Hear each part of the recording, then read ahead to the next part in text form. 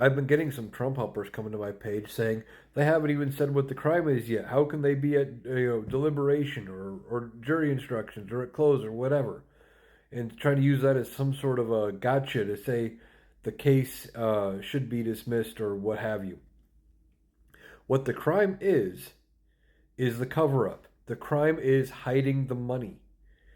And the reason it is elevated to felonies is because it is connected to other things. Now, the judge has said previously that the jury doesn't have to agree on what other crime was intended to be committed or attempted to be committed or covered up or what have you. Just that there was an attempt to do another crime in the process. But as far as what crimes they're talking about, when you take and repay money to somebody, but instead you write it in your ledger as something else. In this case, he repaid a loan from Michael Cohen because that's effectively what it was. Michael Cohen paid Stormy Daniels. Donald Trump owed Michael Cohen money for doing that. They came to an agreement to repay Michael Cohen. That would be all fine and well. And if Donald Trump had wrote that in his books as repayment for personal loan, we wouldn't be talking about this case right now.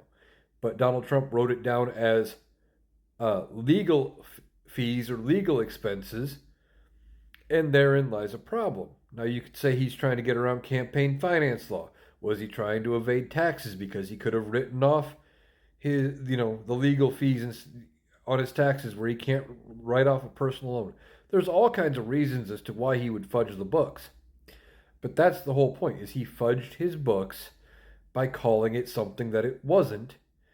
And therein is the problem. And it gets into the realm of campaign finance violation because they're tying it to the fact that all of this was done to help Donald Trump win the 2016 election.